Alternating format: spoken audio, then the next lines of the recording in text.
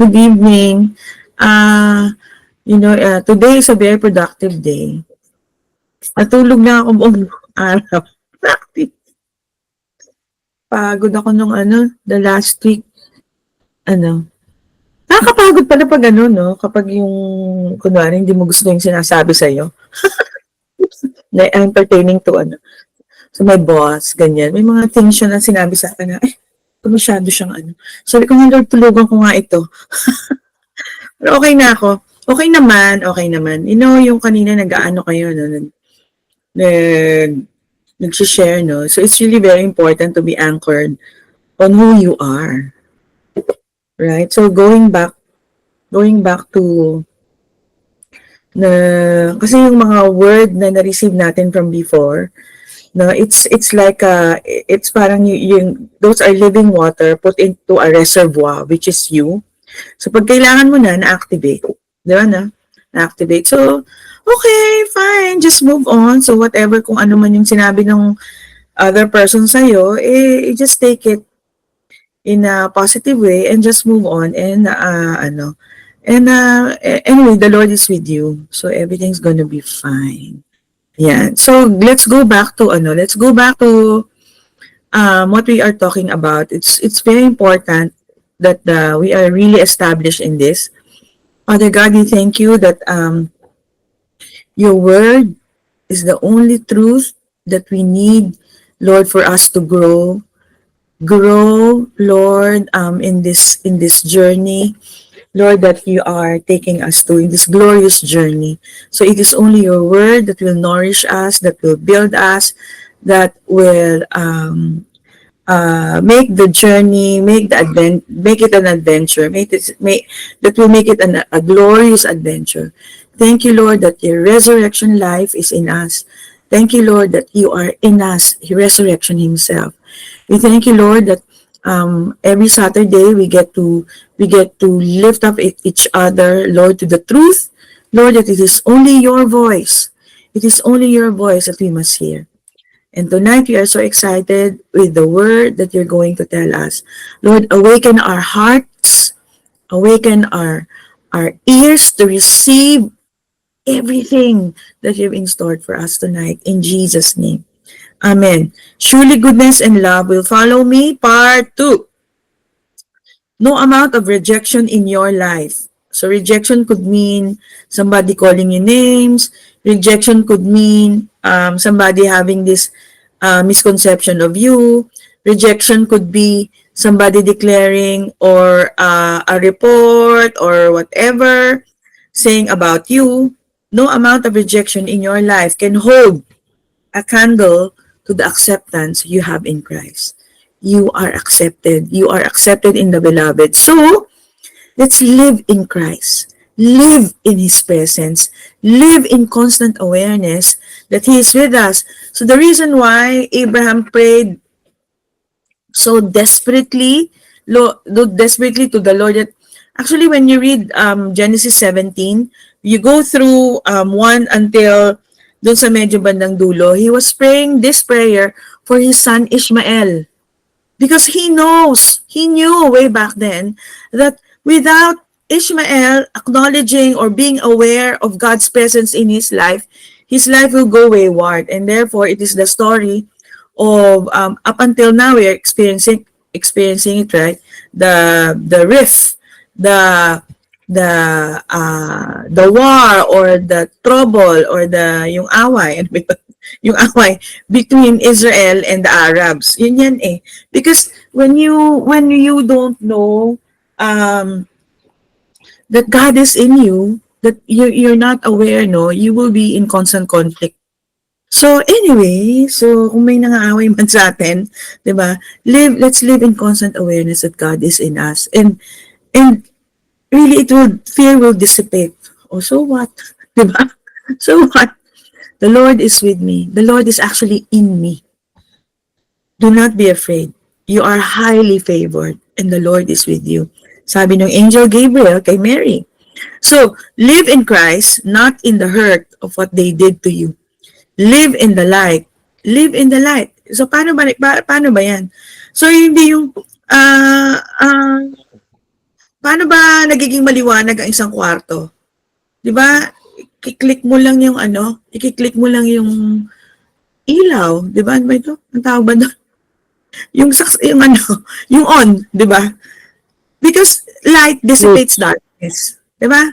Yung switch, 'di ba? Light dissipates darkness. So hindi yung tagal-tagal mo doon sa dark, parang ano ka pa, parang kang si Garvey, take me out of the dark, my Lord.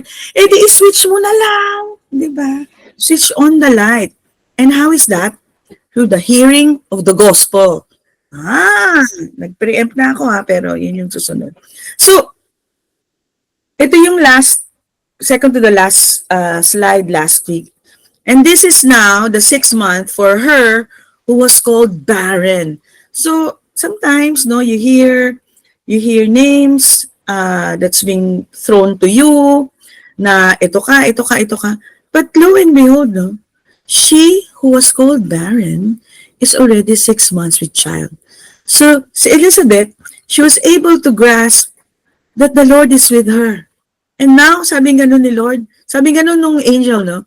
She's already with child. Because the context of this is the angel Gabriel, yung story nito is in Luke, no? So, ito yung story nito is the Holy Spirit is saying the account of Elizabeth. Si Elizabeth yan eh.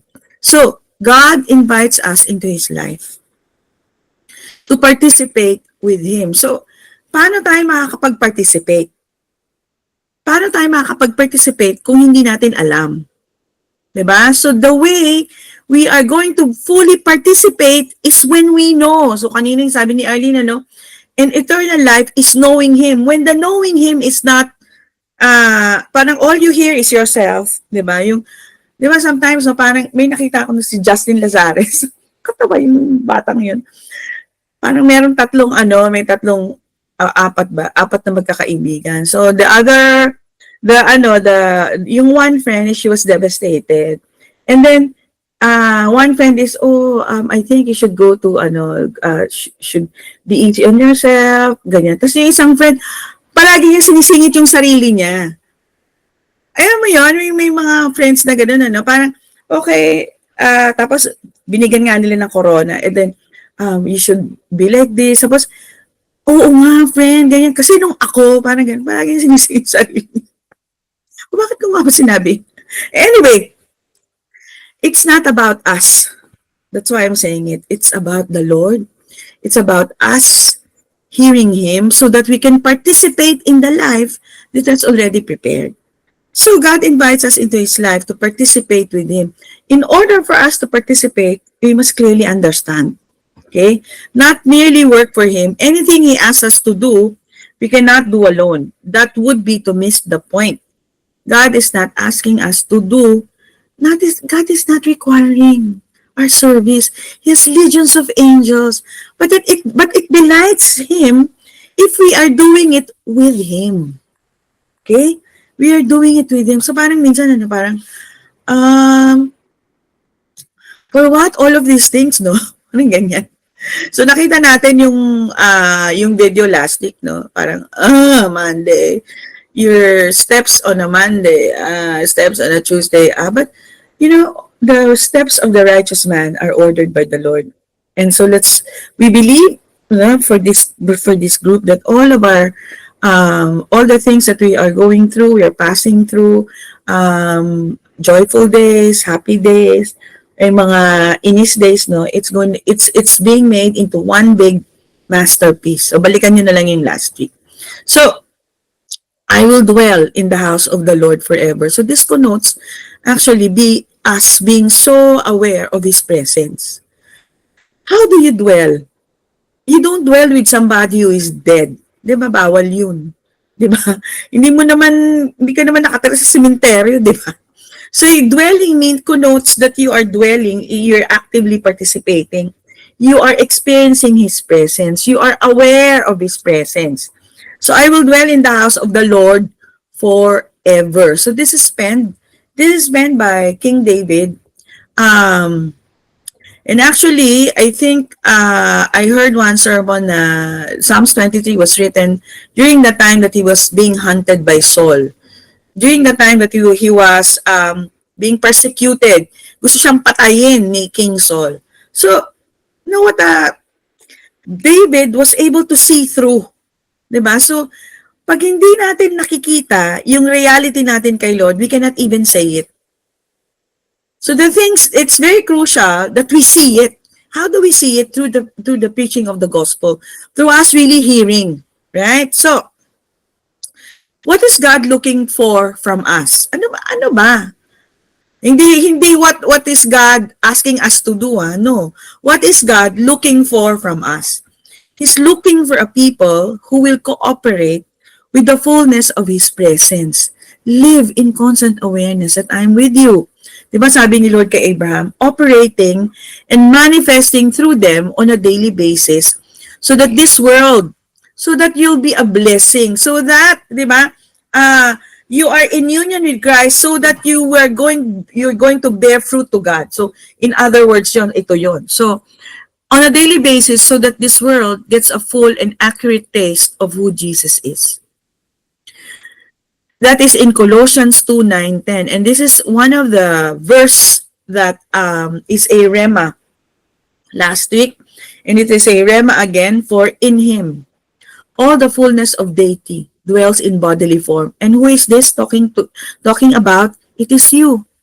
For in Him all the fullness of deity dwells in bodily form. Sino yung bodily form? Ikaw. Ako. And in Him you have been made complete. In Him, you have been made complete. In Him, you. Hallelujah. So you can sing the song, no? Oh, the glory of your presence, we your temple. Taas. Give you reverence. So arise. To, hindi from. Yung dating version, alam ko from eh. To your rest. And be blessed by our praise as we glory in your embrace, as your presence now fills this place. Your body is the temple of the Holy Spirit. Later, I will show. So as long as you cannot see yourself in God, then you will spend a lifetime trying to get into God. The less the church operates from her union with Christ, the more she will think and speak of salvation as if it's about where you'll be one day rather than where you are today. Salvation also, naalala natin from before, is healed, saved, delivered today. Today. So, in Genesis 3:10, Adam said, I heard thy voice in the garden, and I was afraid, because I was naked, and I hid myself. The root word, hid, chaba. Chaba. Actually, ang root word niya is to love. Chabab. Chabab. Right? So, hindi tayo chaba. Tayo ay chabab. Okay, Colossians 3:3 says, we are hidden. So si Adam, no, old covenant thinking, no, I am afraid. Pero tayo, because we are in Christ, we are hidden in Christ. Love hid us in Christ from before time began. In Ephesians 1:4, and it still has us hidden in Christ in Colossians 3:3. So fear caused Adam to hide or withdraw himself from God's love. Sin didn't separate Adam from God because God could no longer look on sin. Especially now, because you are now hidden with Christ in God. No, fear caused Adam to withdraw himself from God's presence because God was looking for Adam, di ba? From His love. Love hid us, but a wrong understanding of who God is will cause us to hide ourselves from Him. Wrong understanding, wrong perception, wrong and this is yung talamak ngayon sa churches, no?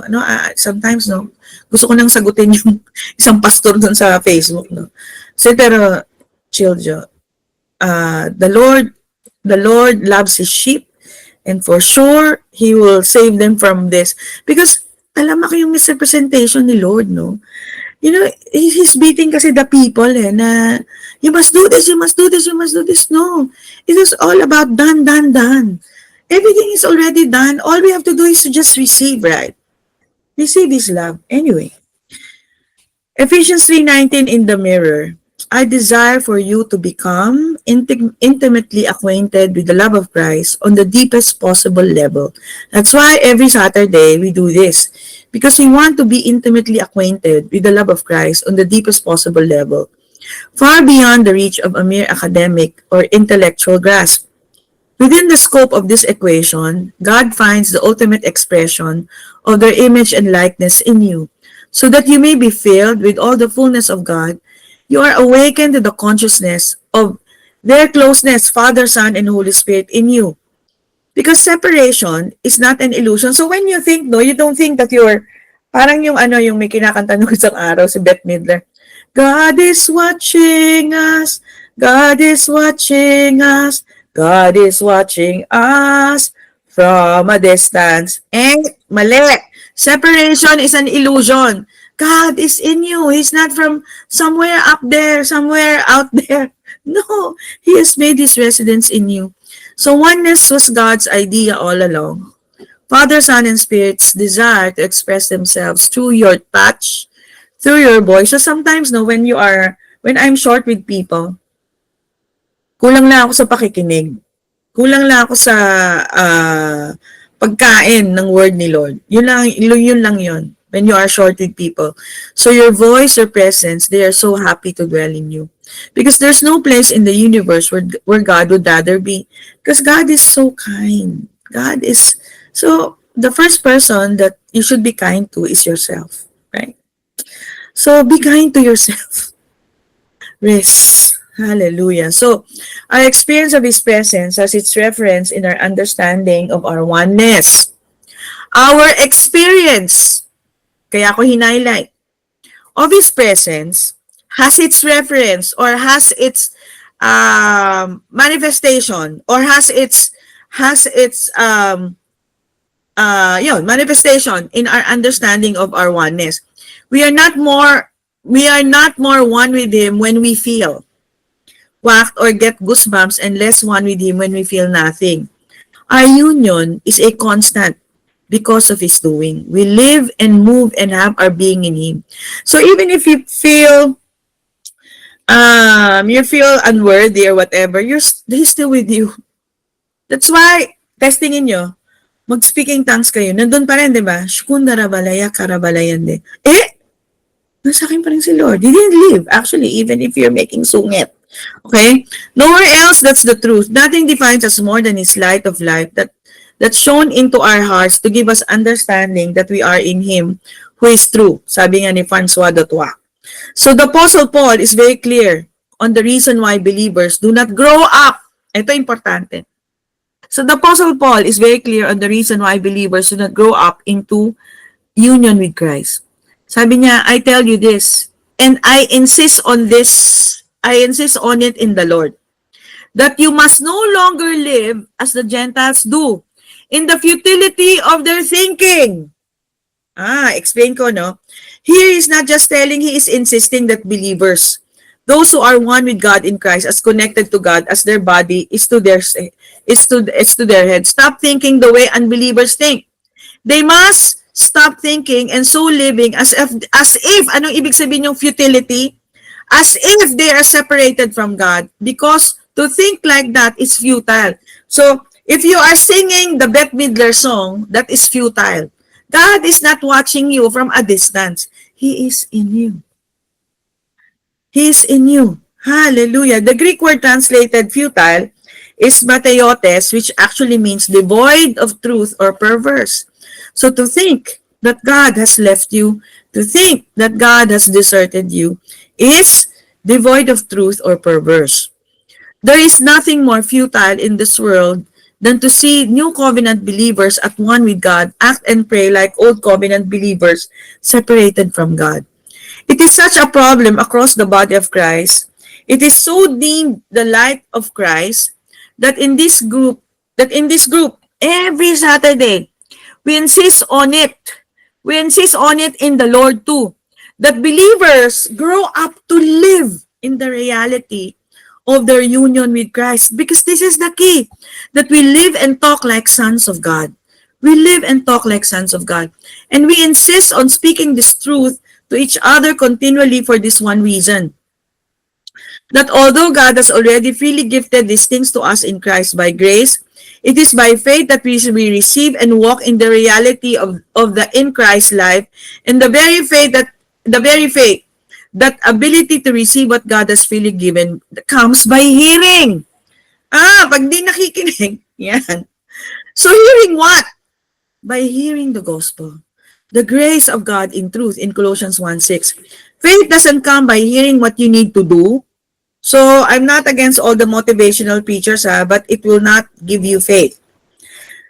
Faith doesn't come by hearing what you need to do or do better for God.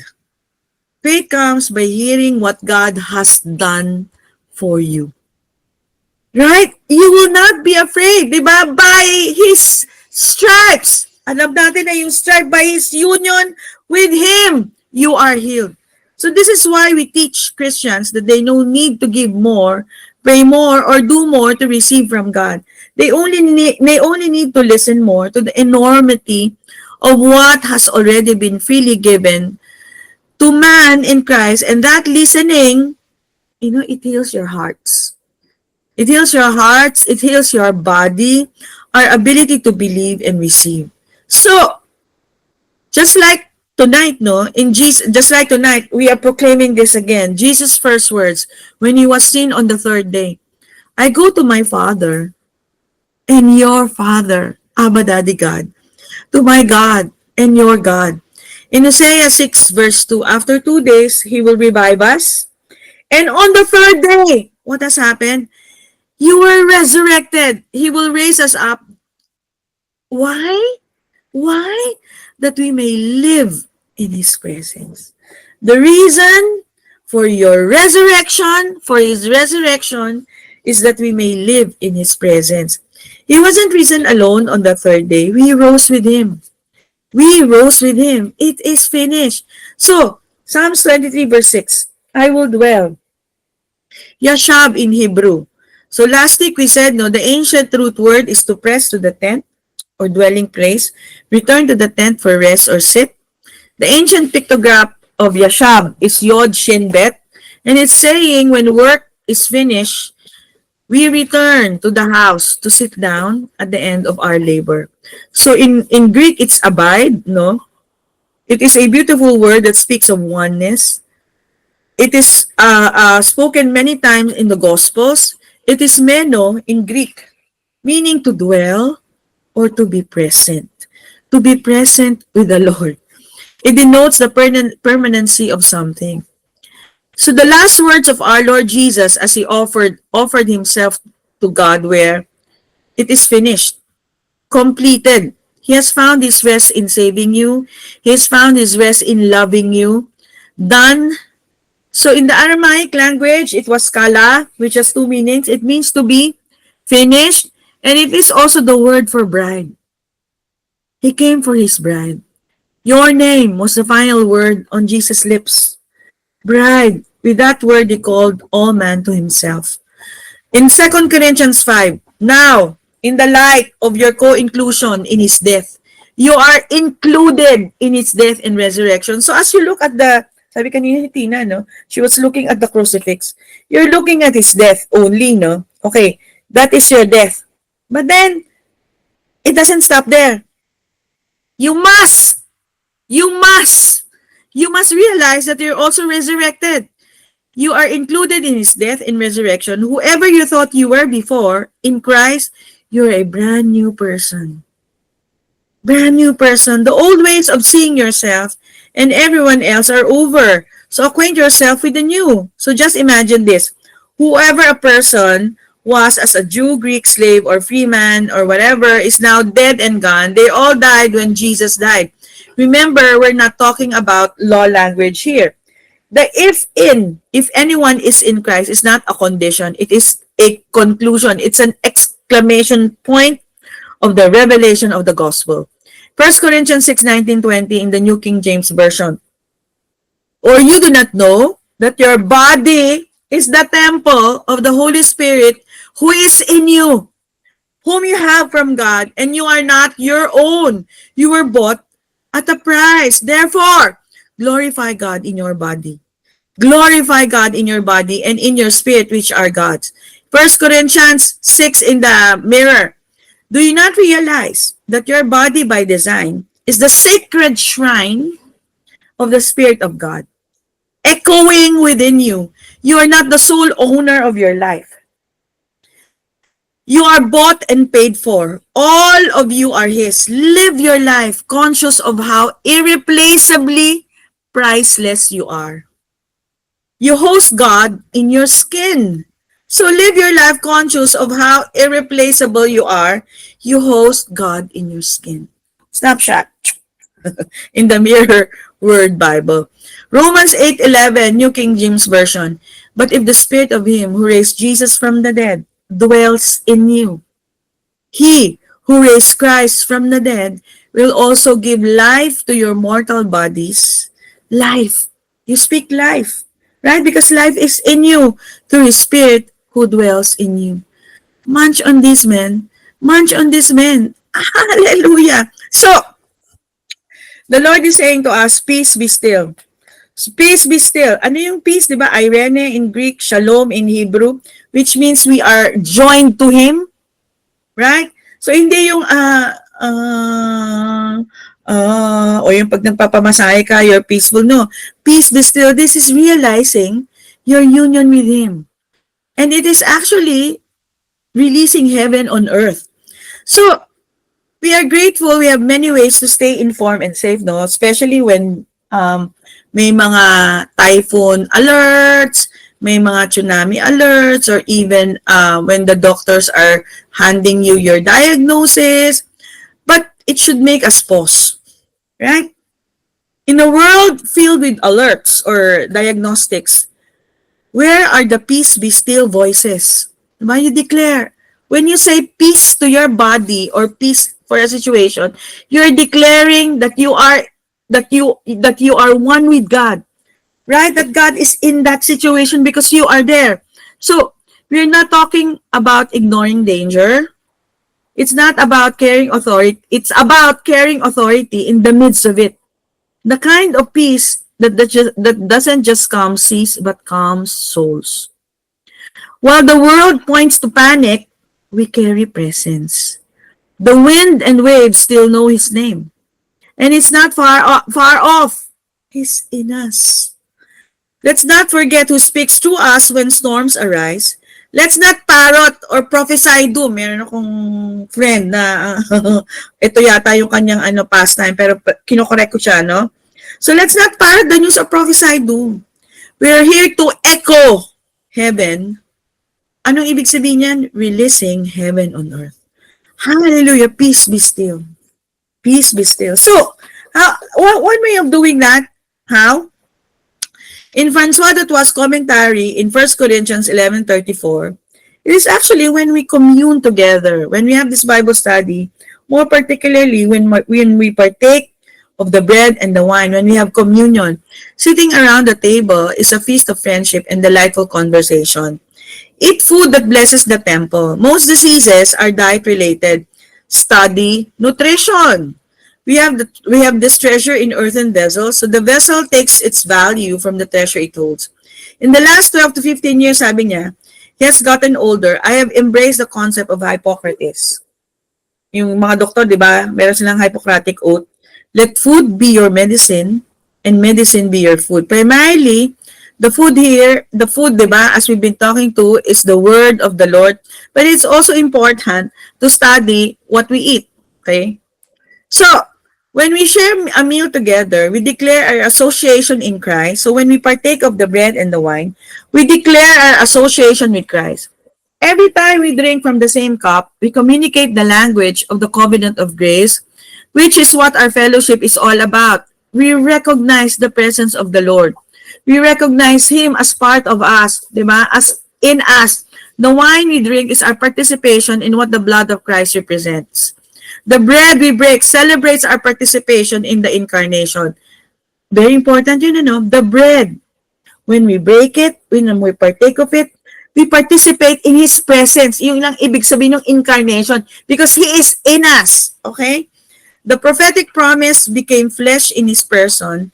We are jointly declaring that in the revelation of our inclusion in His death and resurrection, we are now the visible body of Christ. And day by day, attending constantly in the temple with one accord and breaking bread in private houses. This is what the early church did, no? Breaking bread in private houses, they took their meals with great joy and single-heartedness. Ano yung what follows? Many became Christians and many got healed, di ba? Because of this breaking of the bread. So, living in a place called God. Sabi natin last week. Colossians 3:1-4. What is that? Therefore, if you have been raised with Christ, now you know that you've been raised with Christ.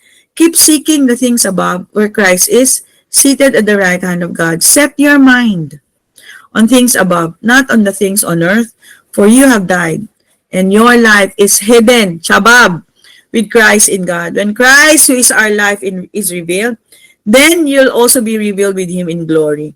So as last slide, no, Pastor Francois Datwa, light dispels darkness effortlessly. Just switch on the light. Just like water breaks the drought naturally. We're not going to get it right by debating the degrees of darkness or the drought. Be the light. Be the river of living waters because you are. Hallelujah. Out of your belly shall flow rivers of living water. God couldn't give Himself more beautifully to the world than what He did in you. Discover yourselves in Christ. Discover yourselves in Christ. Then, discover Christ in you. Now, lekleka, live the adventure. So, my dear brother and my dear sisters, I pronounce this to you. And having come in, the angel said to her, rejoice, rejoice. In whatever state you are highly favored one. The Lord is with you. Blessed are you among women. Blessed are you among men. In Luke 1:28. And that, my dear siblings in the Lord, is chapter 12, part 2.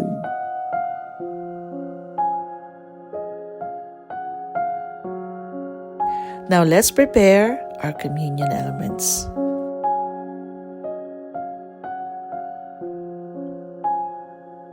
Lord, we thank you for tonight. We thank you for gathering us once again to listen and just be reminded of your love for us, of how it is finished. Lord Jesus, as we remember and hold this bread in our hands, we remember your sacrifice on the cross and how you took it upon your body, all the hurts and pains, so that we can live a full life, a complete life. Lord, we thank you for exchanging it with your righteousness and blessing it upon us. Lord, we lift you up and we glorify you. For by your stripes, we are healed and full. Let's partake. Let's hold the cup.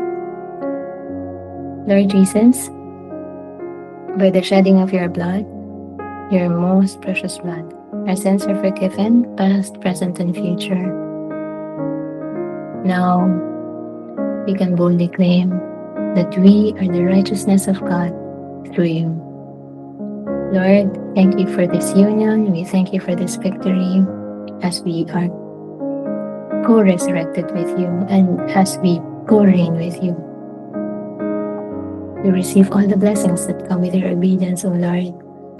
And may we glorify you truly and fully as we